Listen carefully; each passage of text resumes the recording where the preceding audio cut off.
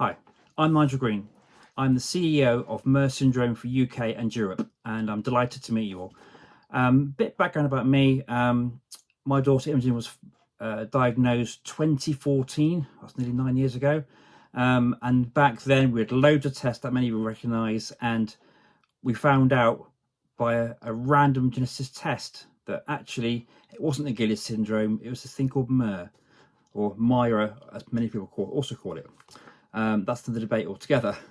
But we were given a Google printout which had half a page of scary images and a few words and said, sorry, that's all we can find. Quite an astonishing thing to have when going there for a quick chat about the progress, we thought. So it really made us think, what on earth is going on? We did the usual panic and looked around what's going on. Anybody else what's going on? Doctors, nurses, specialists. No one had any idea. And then the things started to creep in and say, actually, do you know what? We've got to do something differently here. So that's when I brought the myhresyndrome.com domain, because I thought, let's start this off. If that hadn't been bought, I thought this is going to be really new. And I was right. No one bought it. It was a brand new thing. That was purchased straight away, and very quickly I'd cobbled together this ramshackle website. But what it meant was we had a presence online. And from that we really grew, because from that we got a reach out from the States, funnily enough, to say, actually, I found you through your Facebook and through your website. You've actually might have Myhre as well. So from there we joined up, and that's when the alliance with the United States really started. And it really found us that actually collaboration and relationships are really, really important with such rare diseases. And we reached out from there, and we started to build relationships across the pond. And that's when things really started to take off, because once we started this wider Facebook page, some very simple controls, we then found people started reaching out saying, do you know what, we might have it as well. Do you know what, can you help us please? And the community started to grow over the years. And this is over a number of years, in fact. So I thought nothing really happened for a lot for a number of years, but without even realising it, we were growing organically. And it just really stopped us and made us think, this is going to be something really quite big and I need to be really passionate about. And as parents, carers, you'll all know, it matters hugely to us. It's so fundamental to get these things right. Then we thought, okay, let's get this progressing. So we start the website again. How can we make it better? How do we improve things? How do we increase awareness? Because with all these things like this, it's all about awareness. You know, we've all got, a lot of us got daily lives, really busy work lives. And it's about making sure we squeeze every drop of input to the charity work, but also to your families. Families are fundamental to all this. That's why we're here. That's why we're doing this. So for me, it's about spending that quality time with your family, as well as you're working, as well as a charity, as well as raising awareness. Really, really important things to get that balance right. And trust me, as my wife stays to tell me, I don't always get it right. But I think it's about keep doing what you're doing, keep doing what you're trying to do. Get that message out there. Really, really important. As things developed, we thought, actually, we've got a board started to be formed, some really strong alliances in our board. And actually, within the UK, we have to have what's charity status to be recognised, to ask for paper, to ask for anything, to go to our wonderful NHS, to go to anybody else for funding, support. Are you registered charity? No, we're not. So back to the drawing board. We have to register as a charity. Many late nights over a hot laptop to try and get this right. First time round, sorry, you don't meet the funding requirements. Over the UK here, unless you're bringing in more than £15,000 a year regularly, you can't be a charity. So I think a year later, we applied again. Because we've moved forward a lot, we got registration. So that was a huge hurdle and a real psychological thing to get over, to make sure we do things right. And then we have to think about how do we progress again? How to make it better again?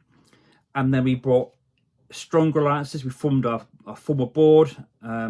We have Becky, we have Ruth, we have Lisa, we have my wife Stacey, and also about making sure we keep those board members tightly working with us and making sure that we know we support each other, because it's not just about charity, it's about each other. So in the UK, we'd like to do a lot of close support where we can. If they've got a problem or they don't understand how our benefit system works in the UK, how can we help them make sure that they get what they're entitled to? Also, it's very fair at the same time. So we look after each other at the same time. And we also believe in our focus in the UK is we try to do that one-to-one support wherever we can. So you get someone who comes onto our website or comes onto the Facebook page, ask them questions, what do you need from us? What would work most for you? So we try to do that really one-to-one support initially. And then as we're doing that, in the same time, in the last few years, we've done some events. We're quite fortunate in the UK. We've given some group events in the UK. We've got together. We've had a camping site one year. Another year we went to a log cabin and did some great exercises outdoors. Had a really lot of fun over a weekend, where we funded all that, the travel, the accommodation. There's a place in the UK called Youth Hostel Association, and they partnered with us to give us free accommodation for 1 year. So again, amazing support for that. But the charity then supports the food and some of the travel costs to make sure we can get together, talk about things, share experiences, and make sure we understand, are we doing enough for each other? Can we help each other a bit more, a bit better in a bit of way? And that's has really given a lot of support to people who've come in really quite scared. And I think it's about making sure we maintain that approach within it. And I think last year's event went to the zoo, and we also met Santa, and the children made a real close bond together. Looking longer term, our focus is maintain one-to-one where we can focus, that group support, but also look at how can we get things better for mostly our children in the UK. Can we get a Myhre clinic somewhere in the central point in the UK who does all the paediatricians work together in one space? They all come to one space to have their day's appointments rather than 6 months of 40 appointments dotted around the country. How can we make things better for them? That has to be one of our strategic goals, a Myhre syndrome clinic in the UK somewhere. And that takes a lot of work. And the NHS system in the UK is quite bureaucratic, and it's about working through how we keep that focus and support from some senior geneticists in the UK who've got some good alliances now, but also rare disease nurses in the UK, get their support to keep pushing our agenda behind it. Because it's a crowded market in the world. It's about making sure that Myhre is heard because it's so rare. And also, what's really important here is we maintain that collaborative approach, work together, support each other, really bring that ethos of care and make sure that everyone understands how Myhre is so important to all of us in the UK, in the world. Working together will bring results, and driving it, being passionate about it, will only do that. Thanks for your time today. I'd love to talk to you all. Take care. Hi guys, my name is Anna. I'm from São Paulo, Brazil. I'm Nicole's mom. Nicole is turning 7 now in November 5th. I'm here to try to tell you guys a little bit about how things are going in Brazil. I will try my best. My English is not perfect, but I will try, promise. So now here in Brazil, we are in 13 families. We have a WhatsApp group, and in this group, we have 13 families. We try to be very close, helping each other, giving support and everything. Has been very, very good. Also, we have one mom. She did contact with me because she lost her daughter in July 23 this year. Her daughter was less than 2 years old, but she was born with a lot of health issues. But, you know, she contacted me and said, hi, it happens, how can I help you guys? So she gave a lot of information for us, was very, very good. And but she left the group, of course, because she helped us as she could. We are very grateful. We have one mom that she's not in our group because I know she's sick. Her health is not good, so she's taking care of herself. And we have a family with four people with Myhre syndrome, because the father has the syndrome, and he transmitted to the 3 kids, 3 girls, and 1 boy, but the boy, he doesn't have the syndrome. And I knew that because here in Brazil, São Paulo, we had Congress in August, And I did physical education universities, so I am part of the health, how can I say this? So I can go in Congress or genetic, everything that's health Congress, I can go. So I saw the master student. She was doing the study with this family, so I talked to her. She told me about Dr. Vera, and I could have her contact, and she was doing all the orientation during the study, and she talked to Dr. Lin, and now they are in contact, what is very good. I still don't have contact with this family. I'm still waiting. Also, I'm happy to be part of the patient leadership. Has been very, very nice to be close, and I'm trying to help what I can now.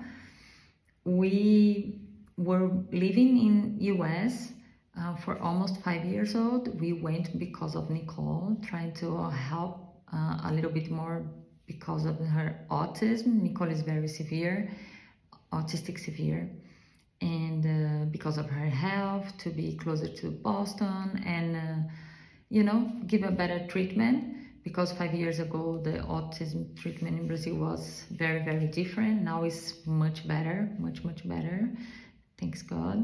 And so when we were in US, we decided it was time to come back home, because we need more support for Nicole, because Nicole is 7, but it's like her cognition and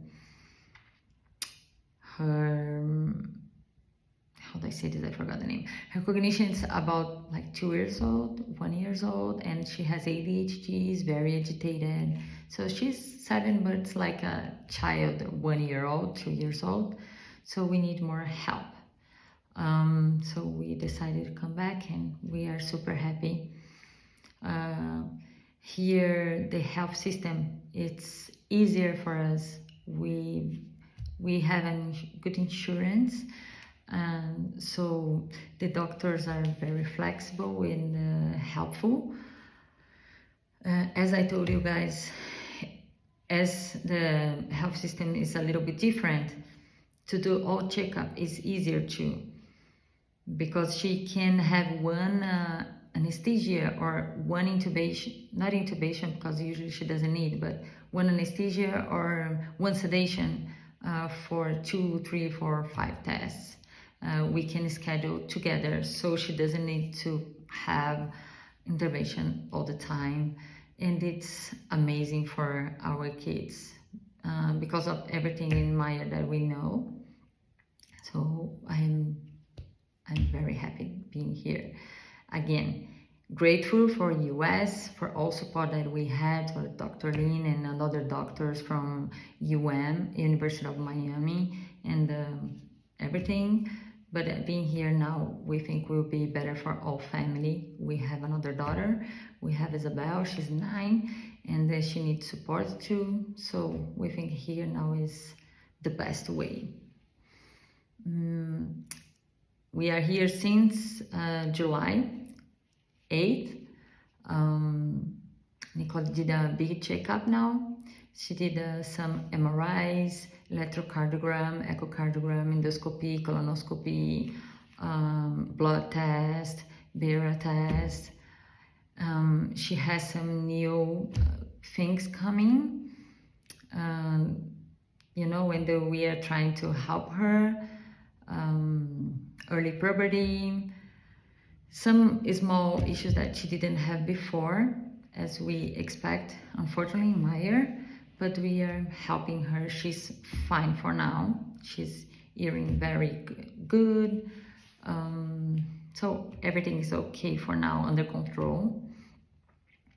We are trying to do an association or foundation here, but as we know too, the doctors are very busy, and little by little we are trying to to understand how it works, put the families together with some doctor to help us, to be closer to Boston with the team, with Europe, or, all countries. How much more we can, it's better. So thanks for all. Thanks being here. I hope I can help more than I'm helping to now, because we are moving with a lot of stops and things to organize. But I would like you guys know we are here. Not only me, because all other families here in Brazil, we are trying our best to do for people here close to us, and what else more we can do for Myhre group and entire world. Thanks for all. Thanks for the opportunity. Thanks for all board. Thanks for all doctors. Thanks for doctoring, for the support, for my family, and all my doctors that give support for all families in the world. Our heart is with all of you guys. Thanks for all. Bye. Hola a todos. En la Asociación del Síndrome de Myhre de España hemos hecho varios eventos. El evento primero hemos hecho Belén Solidario. Ese evento fue en diciembre en 2021, que fue en Valencia, en la falla San Silvestre. Dar visibilidad y conocer un poco el síndrome de Myhre y reducir dinero para investigación y desarrollos de tratamiento del síndrome de Myhre.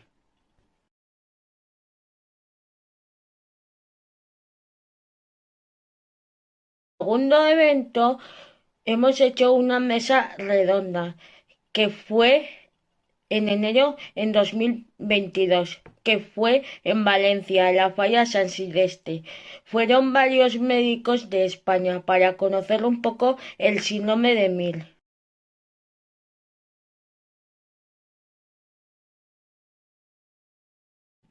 Investigaciones. Hemos tenido una investigación en la asociación.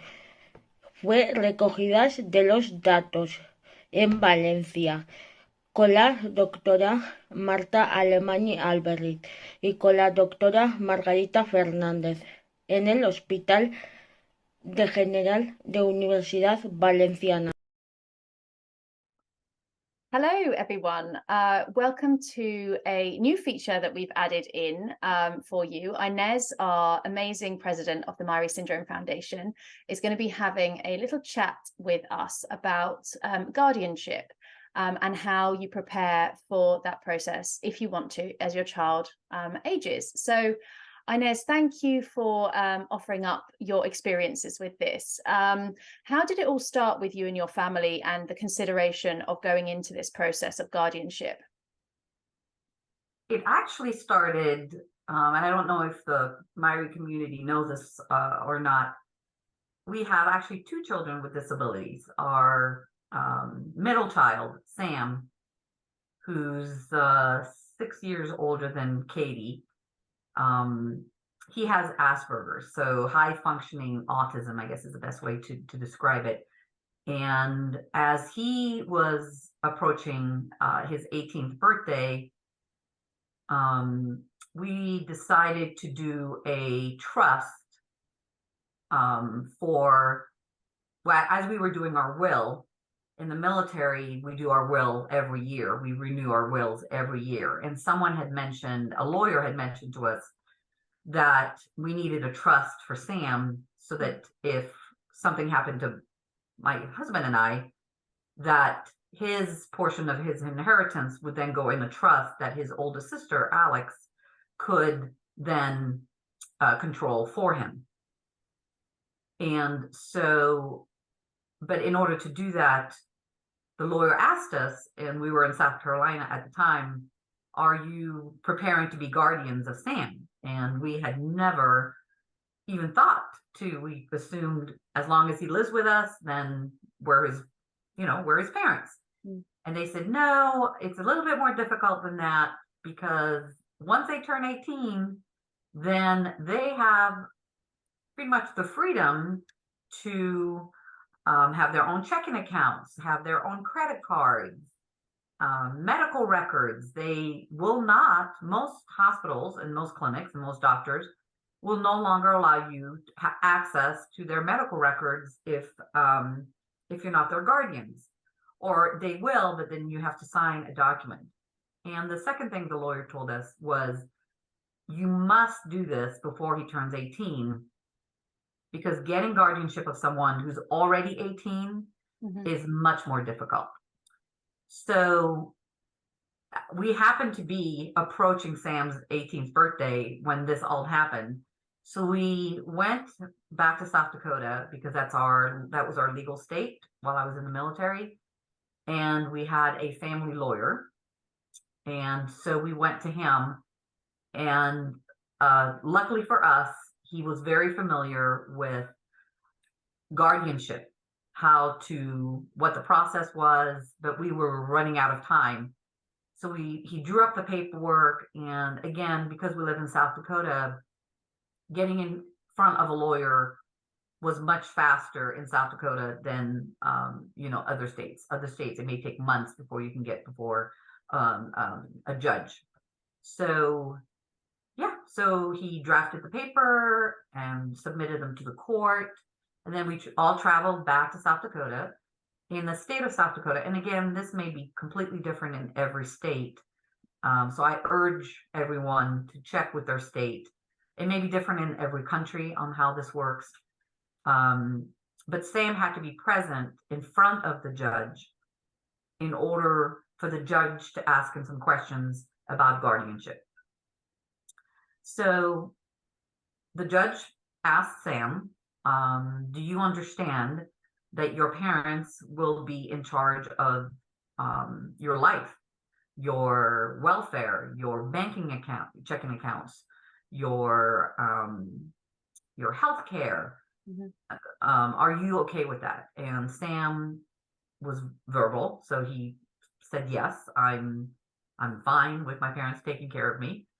And the court filed the paperwork, and so we became his guardians. I believe it was also posted in the local paper, so if anybody wanted to contest it, they could. And one other aspect of the guardianship paperwork is it states in the paperwork that at any time, if Sam feels like he wants to take his life back, or his not his life, but control of his life, and no longer have guardians, he can petition, and it says it in the paperwork, he can petition the court to say, I would like to regain my own control over my own banking account and medical and so forth. Now, we obviously, if let's say he gets mad at us and he's like, okay, I don't want you guys to be my guardians anymore, we could use doctor's visits, or any sort of, we could contest it as well. And so it's important also to know that while we have guardianship of him, he can't just on the whim just take that part back. We have legal ways of doing that, but if he feels like he's and we all agree, he can take that back too. And from that point on, so then Katie was obviously 6 years younger than that at that time. Yes. So then you had further knowledge of like, when, okay, we might need to get this started a bit sooner, less pressure on you. It was, yeah. So when did you start the process for Katie? Yeah, so we started hers when she was 17. Yeah. So we waited because before she turned 18, we, as parents and legally in the United States, the parents have control until they turn 18. So there was no rush to do it. But we started the process again in South Dakota because we were still in the military. And so we started the process a lot earlier. So we weren't rushing to get it done. And we went to our same lawyer who had experience And so we have legal guardianship of both Sam and Katie, which means if someone tries to sell him something or tries to give him a credit card, they can't do that without us. Mm-hmm. And it's also important because now that they are, turned 18, anytime we go to see a physician, or I try to make an appointment with a new doctor, not her current doctor who we've had for several years, they usually ask what's the first thing they ask? Their name and then their date of birth. Yeah. And as soon as I give them Katie's date of birth, they say, oh, well, she's 25.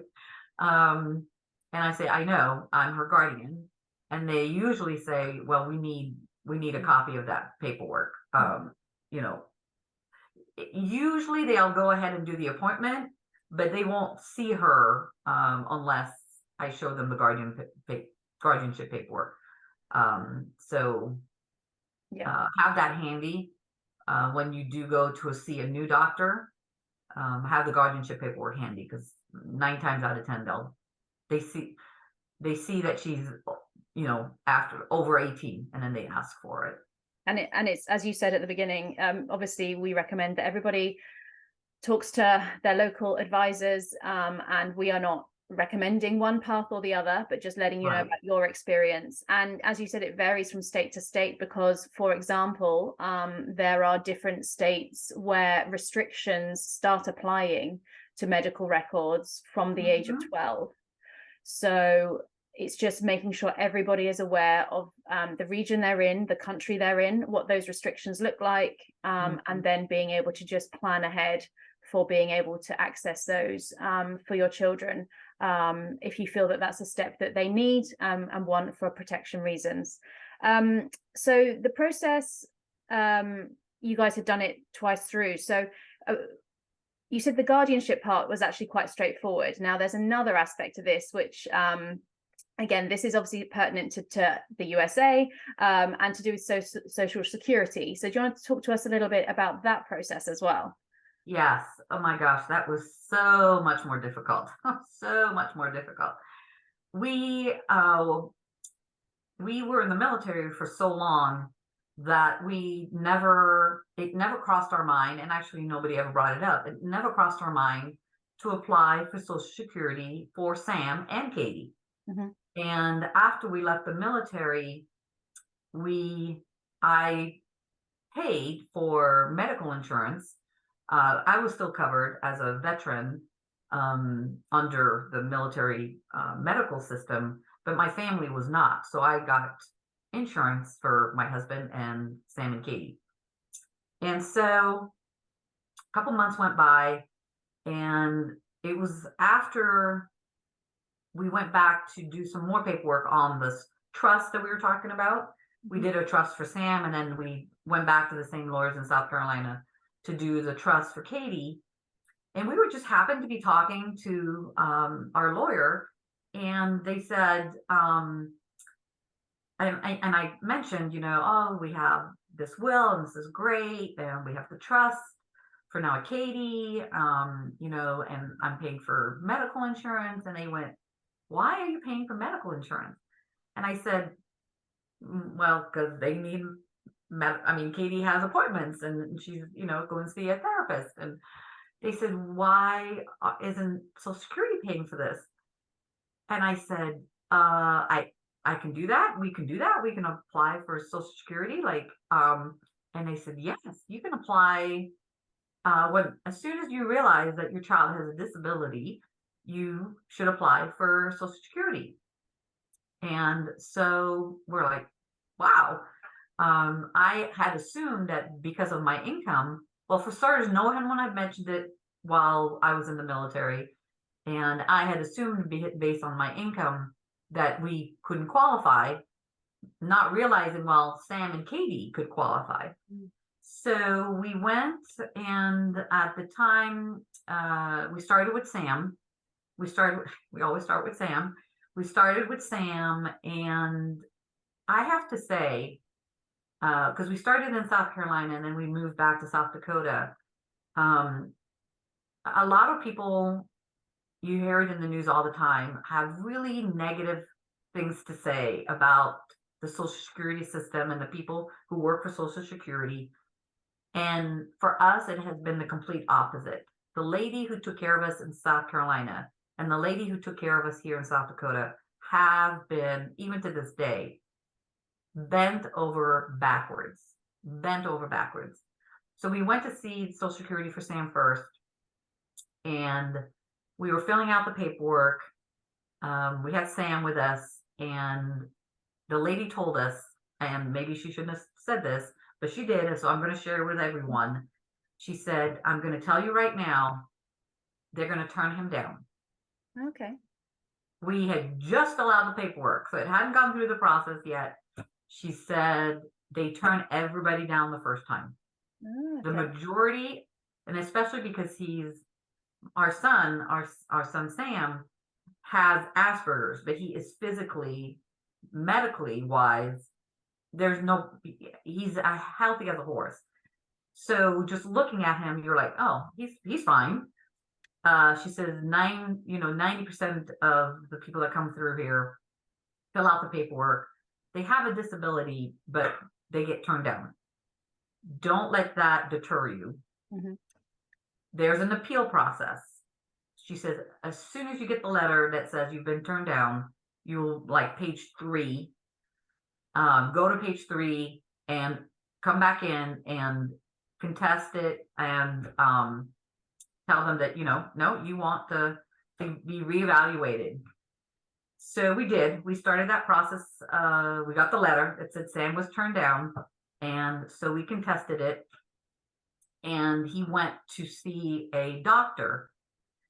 And Sam is in a lot of ways is like Katie, because Katie has Asperger's as well as part of her Myhre. He passed all the questions. What day is it? What grades did you get in school? And they ask for copies of his school paperwork, and he graduated from high school, with a diploma. He got great grades because he's got Asperger's. He's super smart when it comes to books. But he never asked him any other questions apart from, like, who's the president and, things that is black and white. He never asked him any abstract questions. So then he got turned down again. Then we moved to South Dakota, and we nearly gave up and decided, financially we could continue to take care of Sam and Katie. But something in me said, no, that's not right. Just because we can financially, there may be a point where we can't financially take care of him. So we're going to apply again. So we walked over to the next town where the Social Security office is. And the lady, once again, was so, so kind. And at that point, then we started applying for Katie. She got turned down. Same thing, got turned down. But because of Sam, we knew, okay, we're going to contest it. Let's go again with Katie. And then with Sam, this time, the doctor who sat down with Sam asked more abstract questions, and Sam was not able to answer any of those questions. And they qualified him for Social Security. And lo and behold, we didn't know this. It also came with Medicaid. Right. But Medicare. He has Medicare. Right. Eventually, Katie got Medicaid. So 2 different systems. So Sam has got Social Security, was approved, and got Medicare. And then here comes Katie. And Katie is a lot more assertive than Sam. So she passed that test a lot faster than Sam did, and we got denied again. But Katie has a lot more physical disabilities than Sam does, so it would make no sense to us whatsoever that Katie didn't qualify for Social Security. So we went back to the office, and she said, you actually can continue to contest it. So even though you got turned down, and we contested it, and she went to see a doctor, and they said, no, she's smart, she's book smart. There's no reason why she should get Social Security. When we went back to the office, she said, you can continue to contest it. And it will continue to be, you can continue to contest it all the way to a Social Security judge. Mm-hmm. And we're like, wow. She said, and I would recommend getting a lawyer. Okay. And we're like, okay. Lawyers can be expensive, you know.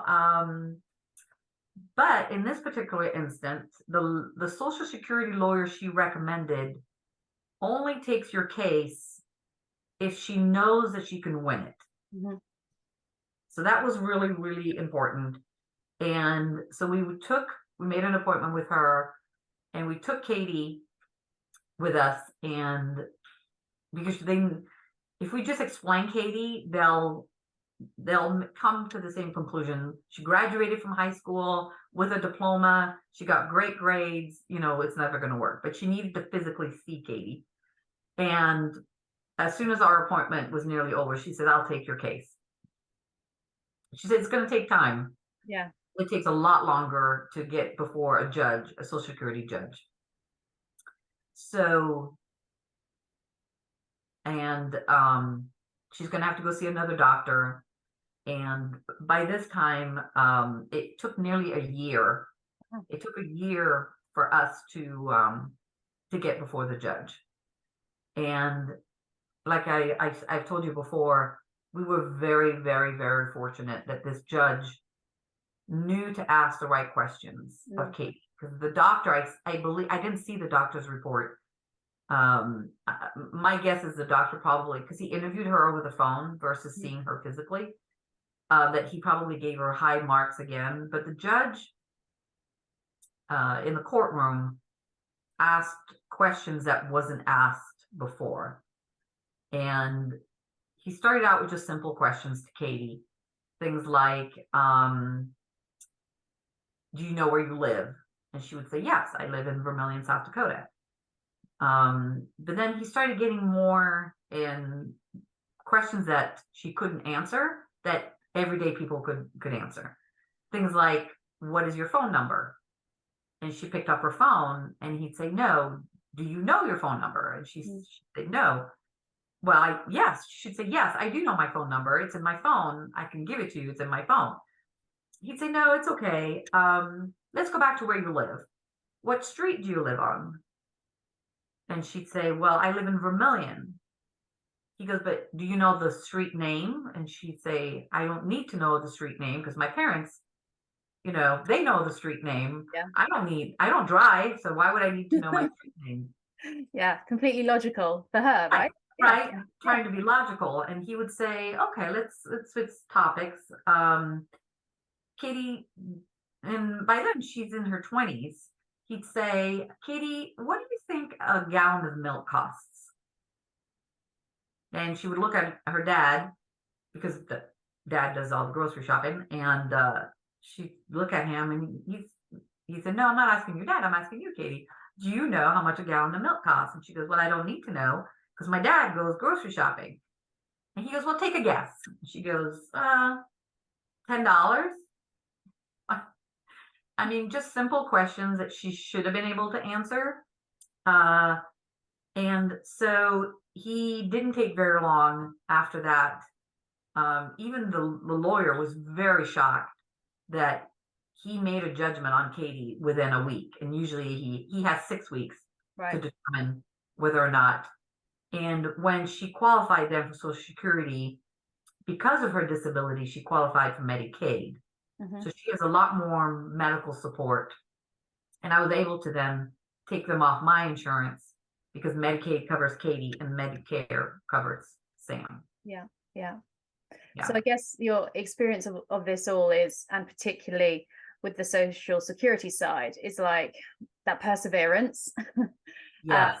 Being your eyes open to the fact that it could take a long time and could involve an upfront investment, but for the greater longer term good And yeah, and as I guess, as we've said, just from this conversation, I think when I heard you speak about this, it's just information gathering of things for me to think about as Josh gets older, and just be prepared for, and not be on the back foot, and just realize what's out there for people in terms of support. So yeah, thank you so much for sharing your experiences, and that's great. One more thing. Oh yes, couple more things. We have met a lot of friends, personal friends, not just in our Myhre community, but personal friends who don't believe they need a will. They don't believe they need a will because maybe they don't own a lot of property, or they don't have a lot of things. But if you have children, you need to get a will. I can't say enough about having to have a will. You need to get a will. It is for your children more than it is for yourself. So get a will, because you need to determine who is going to be there for your children if both of you happen to pass away. And don't wait until you're older. Wills are not for the older people. The wills are for the people you're leaving behind. So get a will. And start, if you're living in the United States, start applying for Social Security as young as possible. Because we waited so long, I think that made it more difficult. And one of the things that we were told by our second lawyer was the reason that Social Security kept denying us was because in the form that we filled out, and this is going to sound so crazy, but this is super important if you do decide to go to Social Security route. We would fill out the form and it asks you, when did this disability begin? Okay. We would put their date of birth. If Social Security had approved our paperwork based on the disability starting from the date of birth, they would have to back pay us from the date of birth, which would have been hundreds of thousands of dollars. Yeah. And the lawyer said, fill out the paperwork, and I know this sounds crazy, put the date of when you filled out the paperwork. That is the date when the physical disability started. Right. And I kept telling her, but I'm lying. Yeah. Like, that is a lie. Like, that physical disability didn't start then. Yeah. She said, I know. But they will never approve hundreds of thousands of dollars of back pay. Okay. So, which was a good thing too, is because with Sam, he did get back pay, and Katie did get back pay, because it was from the moment we filled out the paperwork. Now, here's another crazy thing that you're not going to believe. All of that back pay had to be spent within 6 months. Right. Yes. So she, I believe, got like, I don't know if it was like $4,000, something between $4,000 or $6,000 of back pay, and she had to spend it in 6 months. Because anyone who's on Social Security is not allowed to have above $2,000 in their accounts. Right. And you can't just move the money into your parents' account. Yeah. That doesn't work. So what we did with Katie is we bought her, she needed a bed, a medical bed, so that it raises her head up. So we bought her with her money, her very expensive medical bed. And we spent things and kept the receipts to show that we spent things that Katie needed. Yes. Yeah. But that's crazy. Like, you're not allowed to have more than $2,000 in your checking account if you're on Social Security. Very important to know. Yeah. Yeah. So apply for it early. It sounds crazy, but don't put the date of when they started the disability. Put the date their disability started. It doesn't seem right, but that's how our paperwork, I think, also got approved. And the trust. The trust is so, so important. Yeah. Because if I die, or Chris and I both pass away, we have, and then Katie and Sam will then have an inheritance. That inheritance will go into a trust. Yeah. doesn't count as part of the $2,000. As long as they don't physically have access to their inheritance, they will continue to be allowed to have Social Security. To be allowed to have Social Security. Yeah. But if their inheritance, so they cannot own a home, they can't own a car, they can't have real property or anything that is above $2,000. Yeah. So that is some crazy things. So we are always very, very careful on watching because Katie works and gets Social Security. Sam works and gets Social Security. So we're always watching their accounts. And one other thing that the Social Security office told us that we didn't know is that we are allowed to charge them rent. Who knew that? So because we have a mortgage, we are allowed to, a certain portion of their finances can go towards their living expenses. So food and so forth. So we're always watching that balance. Yeah. So there's, I mean, a lot to be aware of. I think for anybody starting, either if it's accessible, talk to a family lawyer who could probably cover all of those aspects. And if it's not, I know there are bureaus and free support in communities as well that can help guide on those things. But I know Ines is available on email if any of you have any questions.